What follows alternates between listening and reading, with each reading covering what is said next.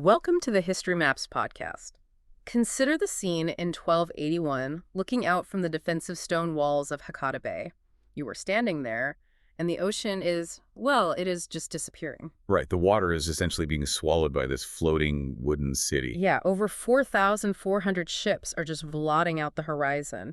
It is a naval mobilization so massive that the world will not see anything of this scale again until the 20th century. And the really crucial detail here, the thing that makes this specific event so fascinating, is that the empire commanding this ocean-spanning armada does not even have a native navy. Exactly. They are horse lords. They are the Mongols, the absolute masters of the Eurasian steppes, a culture forged entirely on horseback and the composite bow. Which makes this a profound military anomaly. It really is.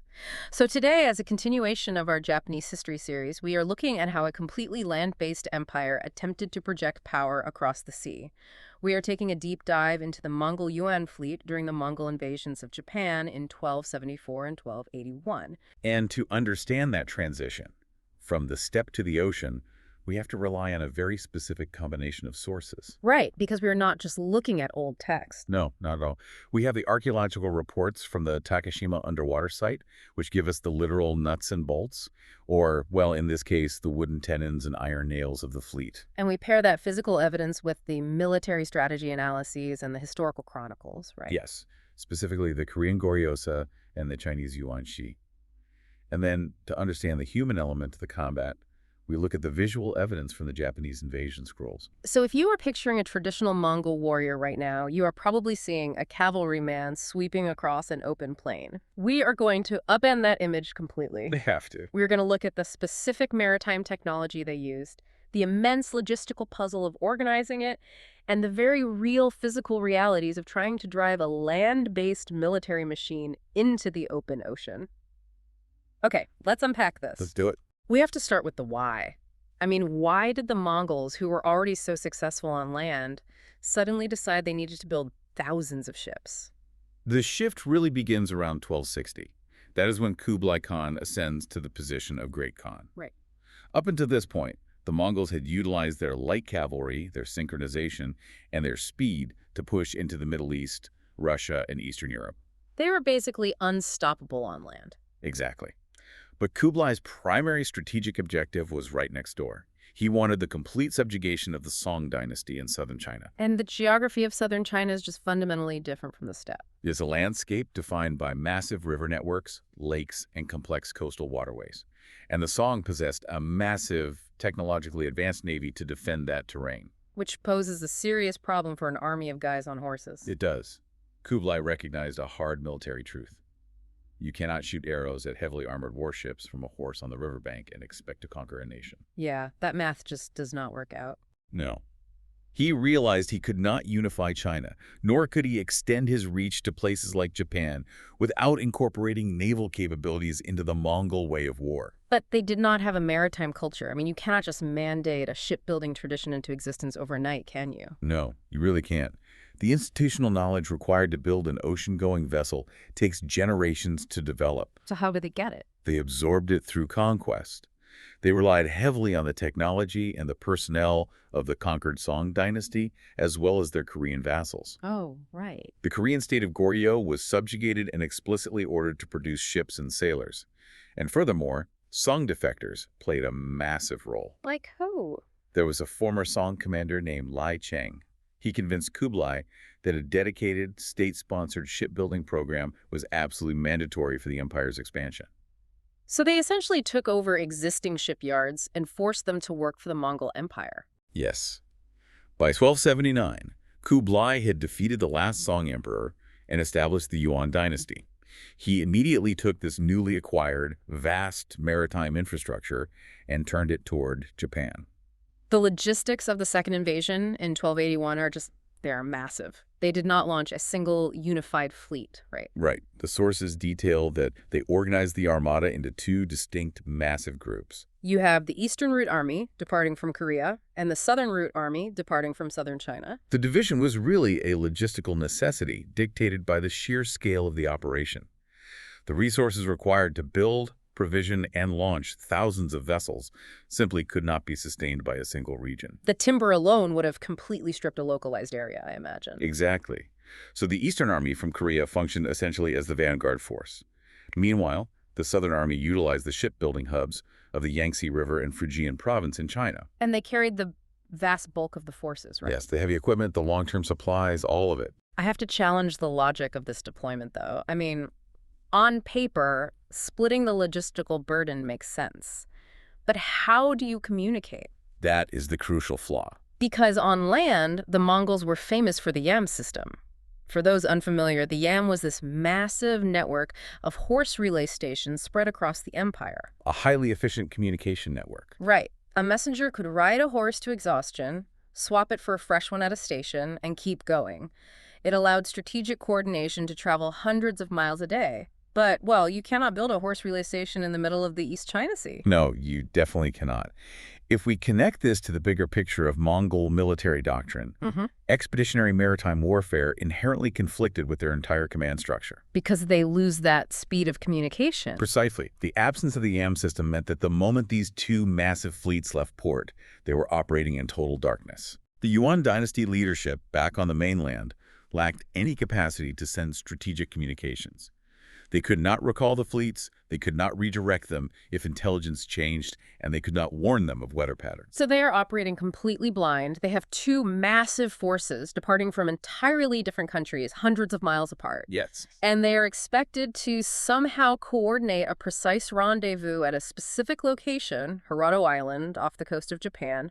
They do not have radios. They do not have a standardized maritime signaling system that works over the horizon. It was a massive gamble. If there is a delay in construction in China or a localized storm off the coast of Korea or just a miscalculation in transit time, the entire operation is fractured. Kublai Khan accepted that vulnerability. He was attempting to project power across the Korea Strait and the East China Sea, relying almost entirely on the sheer mass of the forces to overcome the friction of uncoordinated operations. Well, let's break down that mass because the numbers detailed in the sources are difficult to fully wrap your head around. They are staggering numbers. We are looking at the specific composition of these two fleets. The Eastern Army, departing from Korea, consisted of 900 vessels carrying roughly 40,000 soldiers and sailors. And the Southern Army, departing from China, was significantly larger. The Chronicles record approximately 3,500 vessels for the Southern Army, carrying 100,000 troops. Combined, that is an estimated 4,400 ships. To fully grasp that scale, consider that this was a naval mobilization completely unmatched in human history until the Allied landings in Normandy during the Second World War. 4,400 ships. But if you are looking out at the water, you are not seeing a uniform fleet of identical warships, are you? Not at all. The archaeological work, specifically the research by Randall Sasaki analyzing the scattered timber remains at the Takashima underwater site, categorizes these ships into three primary types based on their origin and design. Okay, so what are the three types? Sasaki's analysis of the wood, the joinery, and the hull designs identifies, first, massive, V-shaped cargo ships constructed in China's Fujian province. Okay, that is one. Second, there are miscellaneous flat and gently curved bottomed vessels built along the Yangtze River. And third, you have flat-bottomed landing craft built in Korea. So these distinct ship types were not random. They reflect the entirely different tactical purposes of the two armies. Exactly. The Eastern Army from Korea is the vanguard. Their job is the initial assault. They're the fighting force tasked with arriving first, suppressing coastal defenses, and securing a beachhead. Right, so they need durable ships that can literally drive right up onto the sand to get the troops ashore quickly. And the Southern Army. The Southern Army, conversely, is essentially a massive floating supply train. They are utilizing those massive V-shaped cargo ships from Fujian to carry the bulk of the provisions, the heavy weapons, and the tens of thousands of reinforcement troops. Let's focus on the vanguard first. The Korean contribution is vital to the assault phase of this campaign. It was absolutely critical. Kublai Khan specifically ordered the Korean state to construct those 900 ships for the vanguard. And the Korean historical chronicle, the Goryeosa, actually breaks down the specific categories of these vessels, right? Yes, it does. They built what are called 1,000 Liao transport ships. The Liao is a unit of volume and weight, and a 1,000 Liao ship roughly translates to a 300-ton capacity vessel. Okay, so large transports. What else? Alongside those, they built Bader fighting vessels. Bader translates to brave warrior, and these were designed as swift, maneuverable landing craft. Finally, There were smaller, localized water transports for moving men between the larger ships. The construction features of these traditional Korean ships are entirely dictated by their coastal environment and their specific tactical purpose. Right, if you trace their lineage back, they developed originally from localized log boats. To scale that up, they rely on very heavy, robust hull timbers. Yes, but the defining characteristic, the thing marine archaeologists look for in the mud at the bottom of the ocean today, is the joinery. It is how the wood is physically held together. Traditional Korean shipbuilding utilized complex, carved wooden joinery. They used precisely fitted wooden tenons and dowels to interlock the heavy planks together. Wait, so they did not use iron nails? No, they did not use iron nails to fasten the primary hull structure. Mm. When archaeologists recover a heavy hull timber fastened entirely with intricate wooden joinery, it is a very strong indicator of a Korean origin. Let me make sure you and I are picturing the physics of this correctly. Using wood to connect wood on a ship actually makes mechanical sense in the water, right? It does. Because when wood gets wet, it expands. So those wooden dowels and tenons would absorb the seawater, swell up inside their joints, and create an incredibly tight, naturally waterproof seal. That is the exact mechanical principle at play. It creates a robust, flexible hull that can withstand the jarring impact of running aground. And the whole shake of these Korean vessels was flat-bottomed. Yes. From a tactical standpoint, if your objective is an amphibious assault, a flat-bottomed ship is exactly the tool you require. Because you need to navigate the shallow, unpredictable coastal waters of Hakata Bay and beach the vessel directly onto the shore so your troops can rapidly disembark over the bow. Exactly. A traditional deep draft ship with a large keel would run aground on a sandbar far from the beach, forcing armored troops to wade through deep water under enemy fire. But there is always a trade-off in naval architecture. If flat-bottomed ships are the perfect tool for a beach landing, they must be terrible at something else. What is the penalty they pay when they are not in a calm bay? The penalty is severe instability in high seas. A flat-bottomed vessel fundamentally lacks a deep keel. And a keel acts as the heavy, stabilizing spine of a ship, protruding down into the water, right? Right. It functions like a weighted pendulum below the waterline, providing hydrodynamic stability and preventing the ship from rolling excessively or capsizing when struck by heavy winds or lateral waves. So while a flat bottom is perfect for the shallow, protected inland waters of the Korean archipelago, or for sliding up onto a sandy beach, it makes the vessel highly susceptible to capsizing in the open ocean. Yes. Taking a fleet of flat-bottomed landing craft across the volatile Korea Strait, especially during typhoon season, is an incredibly high-risk endeavor. So the Vanguard is sailing into the open ocean in essentially heavy wooden landing barges. But the vast majority of the fleet, the thousands of ships carrying the main invasion force and the sustainment supplies, came from China. That is correct. The Southern Army relied on the shipwrights in Fujian and the Yangtze Delta, who were heavily mobilized, or more accurately conscripted, by the Yuan dynasty. The Chinese shipbuilding tradition at this point in history was highly advanced, arguably the most sophisticated in the world. It really was. The southern region of Fujian, particularly around the major port city of Quanzhou, produced massive cargo vessels specifically designed for open ocean transport.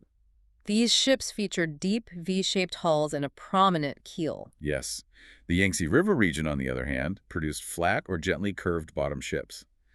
The Yangtze network is a vast system of canals, shallow lakes, and river trade routes. Therefore, the vessels built there were inherently designed for calm, inland waterways and short-haul coastal transport, not deep-water ocean navigation. Exactly. The materials archaeologists are pulling up tell a fascinating story of regional sourcing. When they bring up a piece of hull or a fragment of an anchor from the seabed at Takashima, they conduct wood species analysis. And the sources indicate the archaeologists identified camphor, China fir, red oak, and pine. The granite used for the heavy stone anchors was geologically matched directly to quarries in Quanzhou, too. Which is incredible. This physical evidence perfectly corroborates the historical texts, stating that the massive Southern Army fleet was built in the shipyards of southern China. Let's talk about the construction methods of these Chinese vessels, because they were centuries ahead of their European counterparts. A key innovation was the use of transverse watertight bulkheads. How does that work? They would build solid wooden walls horizontally across the inside of the hull, dividing the ship into separate sealed compartments. So if one section of the ship's hull was breached by striking a reef or suffering battle damage, only that specific localized compartment would flood. Right, exactly. The rest of the ship remained buoyant, allowing the vessel to stay afloat.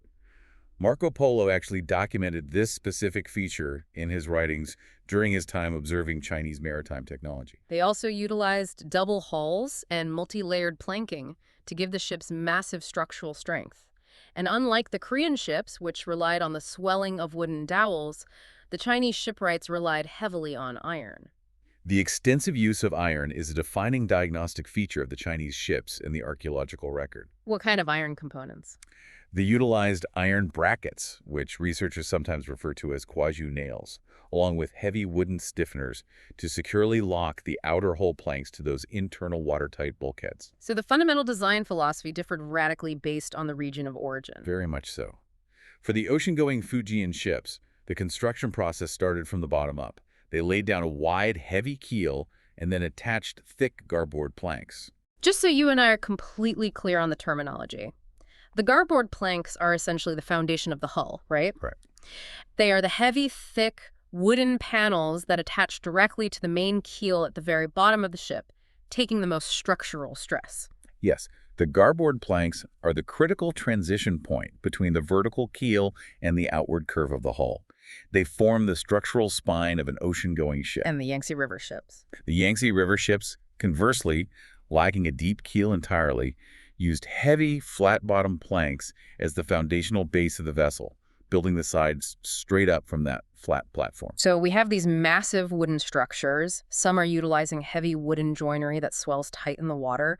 Others are relying on iron brackets and sophisticated watertight compartments. Right. The obvious next question is propulsion. I mean, how do you generate the sheer kinetic force required to move a heavily laden armada of 4,400 ships across the ocean and then maneuver them into precise positions off the Japanese coast? The Chinese ships featured highly developed, incredibly efficient rigging. They used batten sails. Batten sail? Yes, a battened sail features rigid bamboo poles running horizontally across the heavy sailcloth. This design keeps the sail flat and rigid. Okay, so from an aerodynamic perspective, this allows the sail to catch the wind much more efficiently, especially when sailing at an angle to the wind. Exactly. Furthermore, the battens allow the sail to be easily reefed. If a sudden squall hits, the crew can drop the sail in controlled sections, much like lowering a set of Venetian blinds rather than wrestling with a massive, billowing sheet of canvas. That is a massive advantage in a storm. It is. Many of these larger Fujian cargo vessels feature 3 to 4 masts. Again, this is a complex, multi-mast technology adopted in Asia centuries before it became common practice in Europe. They were not just relying on the wind, though. The wind is unpredictable, especially near the coast. The sources note that oars passing through designated holes in the ship sides were heavily utilized. Yes, which makes mechanical sense. Once you are near the coastline, or if you are in the middle of a chaotic combat engagement in a confined bay, you need immediate, localized maneuverability that sails alone simply cannot provide. And for directional navigation, they employed axial sternpost rudders. That is a rudder mounted directly onto the sternpost at the back of the ship, controlled by a tiller, right? Yes. It offers far superior mechanical leverage and control compared to the older method of dragging a steering oar off the side of the hull. Did they have compasses? They did. They possessed the magnetic compass, which was absolutely essential for maintaining a heading when out of sight of land.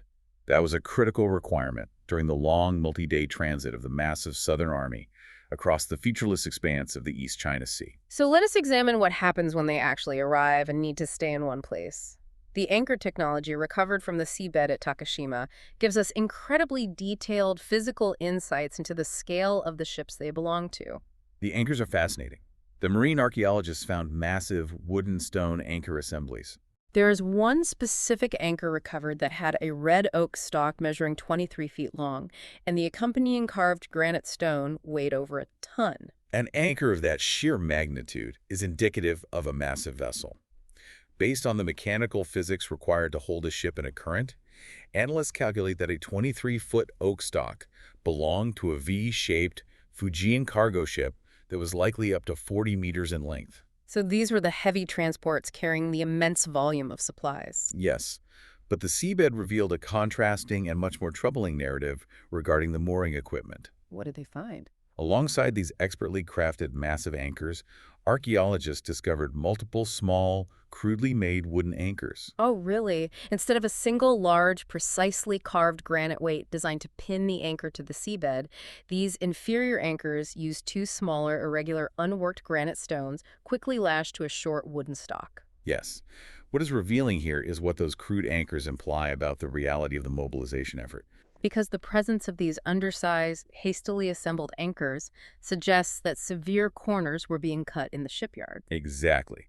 In the rush to meet Kublai Khan's strict, uncompromising deadlines for launching the invasion, shipwrights lacked the time, the skilled labor, or the proper materials to outfit every ship with standard, heavy-duty ground tackle. And the physics of an undersized anchor on a large ship create a severe vulnerability.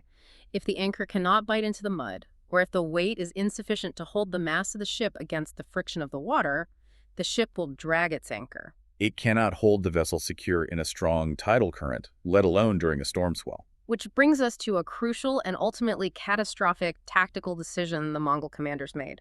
The historical sources detail that before the typhoon hit, the commanders ordered their ships be physically chained together in Amari Bay. They essentially tied the fleet into a massive, interconnected floating fortress. Look at it from the perspective of a land-based cavalry commander. Locking your defensive line together into an impenetrable wall makes logical sense. It was a conscious defensive measure designed specifically to counter the harassment tactics the Japanese were employing.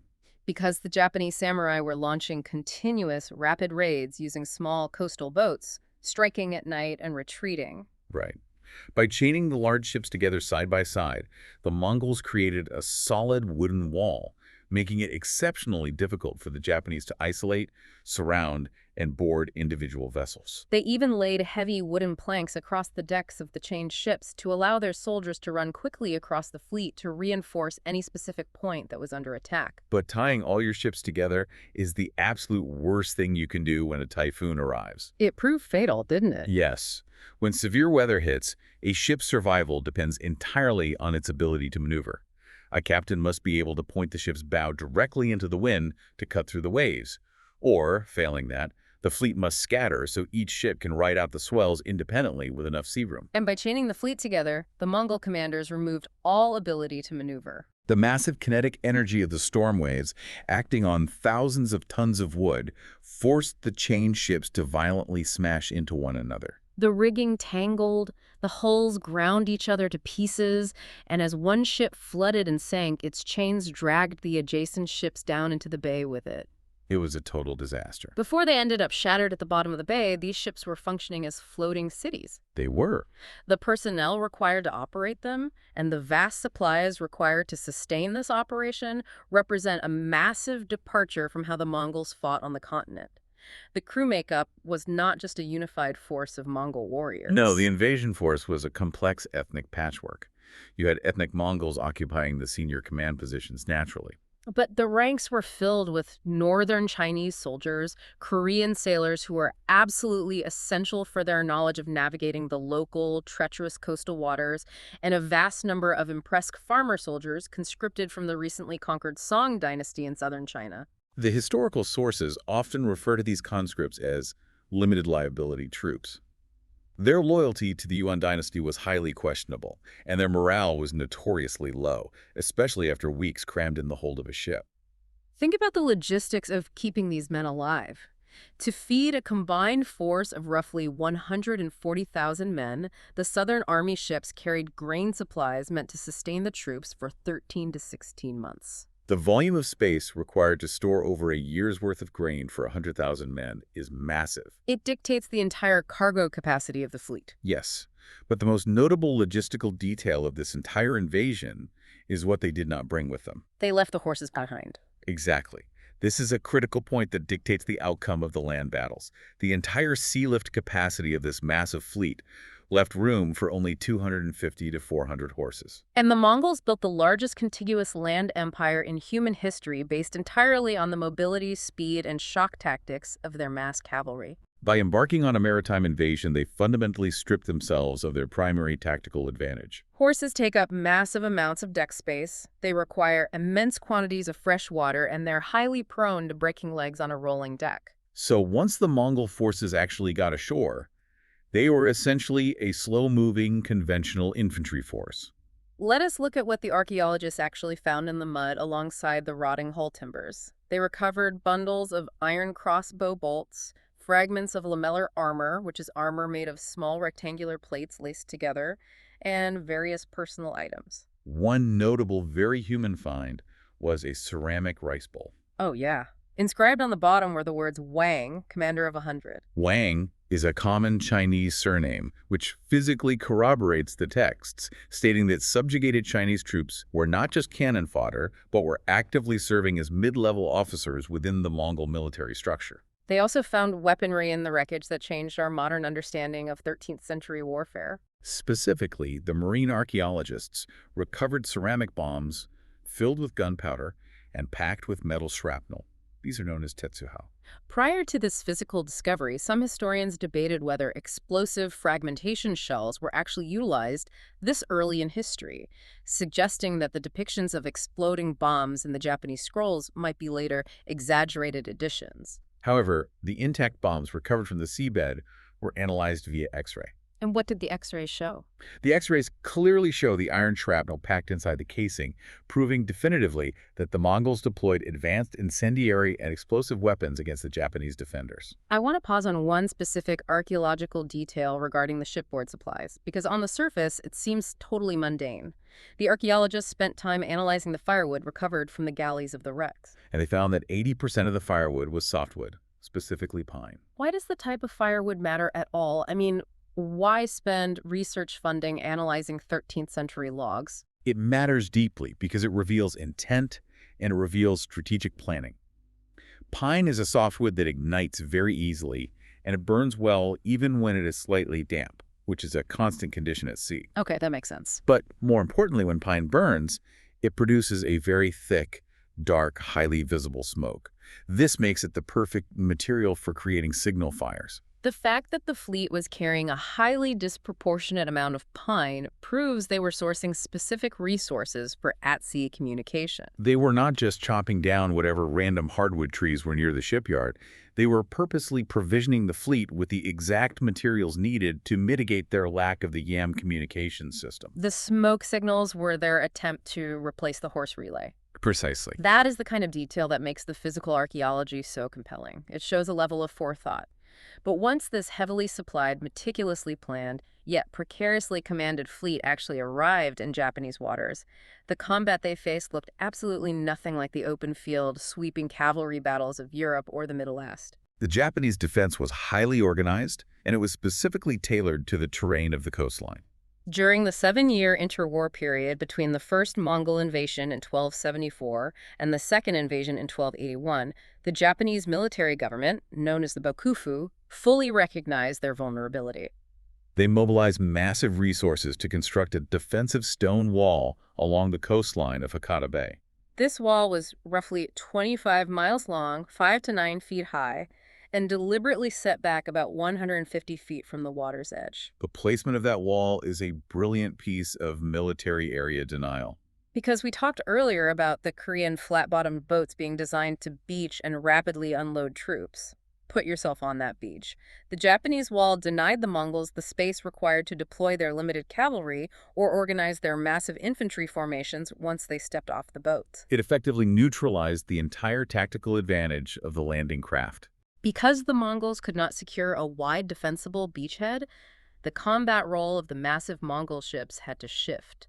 They went from being transport vessels meant to unload troops to serving as static defensive floating fortresses anchored in the bay. And anchoring a massive fleet in a confined bay played directly into the hands of the Japanese samurai. The Japanese deeply understood the local, shallow water environment. They employed small, highly agile fishing boats and specially designated oared warboats. They used these small, maneuverable craft to swarm the large, cumbersome Mongol ships, attacking primarily at night or in the early dawn. Think of the Mongol floater fortresses like a massive, heavily armored tank stuck in the mud in a narrow alleyway.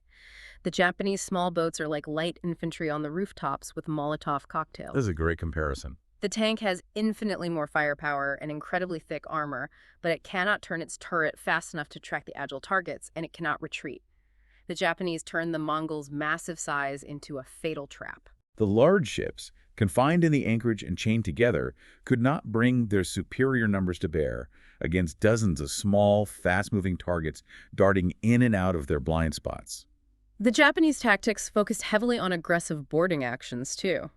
The invasion scrolls, which were commissioned by a samurai named Takazaki Suinaga who fought in the battles, provide a visceral primary source of visual account of this warfare. The scrolls explicitly depict samurai boarding the high-sided Mongol vessels and engaging in chaotic, close-quarters combat directly on the wooden decks of the ships. Those scrolls show something very telling about the Mongol armament, too. What's that? The Mongol infantry, many of whom were those impressed Chinese farmers we discussed, were heavily armed with long pikes. A long pike is a highly effective weapon if you are standing in a tight formation on an open battlefield, holding a defensive line against a cavalry charge. But if you are crammed onto the rolling deck of a ship with masts, rigging, barrels, and thousands of other seasick men everywhere, a 10-foot pike is a massive liability. It is. You cannot swing it, you cannot thrust it effectively through the rigging, and a samurai armed with a shorter, curved blade is easily going to step inside the reach of that pike and have the absolute advantage in that confined space. This combat reality highlights the central theme of the entire maritime campaign.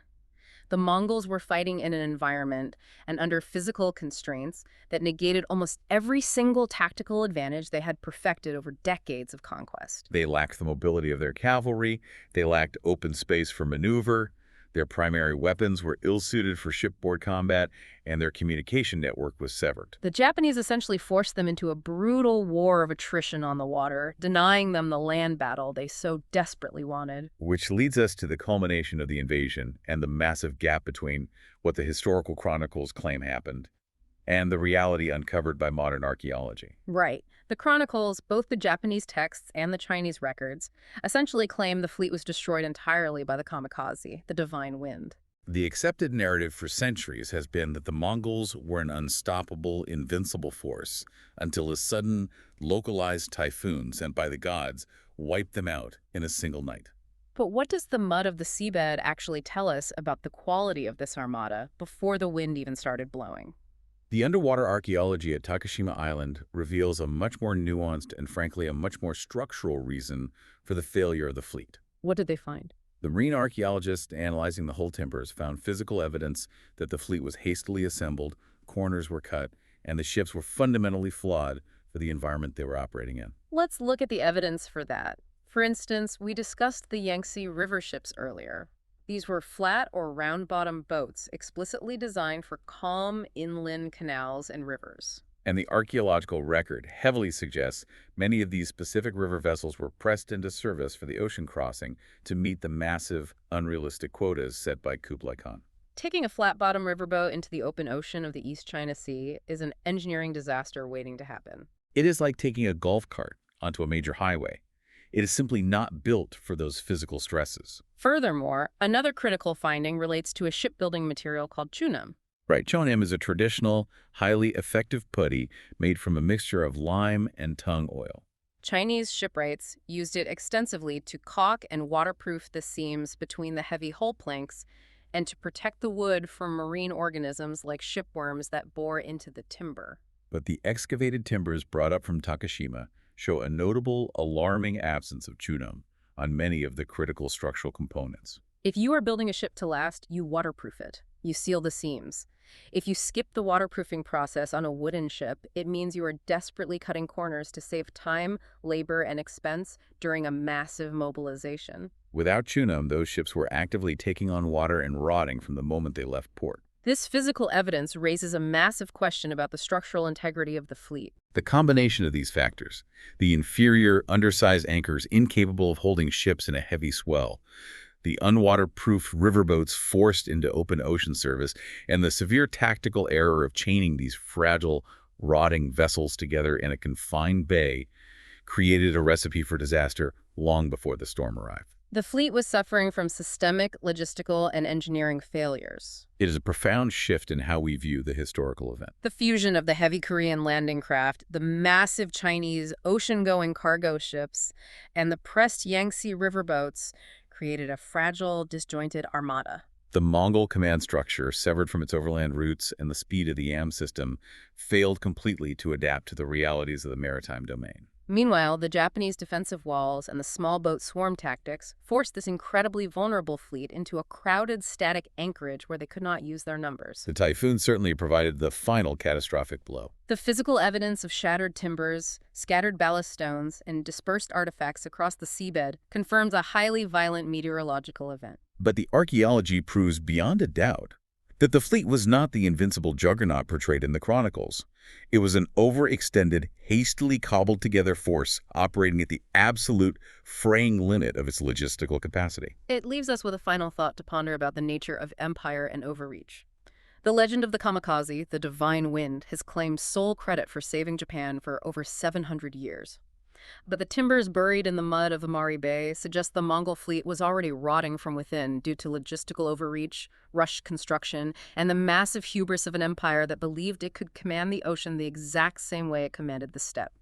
It begs the question, did the storm defeat the Mongols? Or did the Mongols defeat themselves by trying to drive their land-based military machine into an element they never truly understood? Thank you for listening. History Maps. Learn history visually.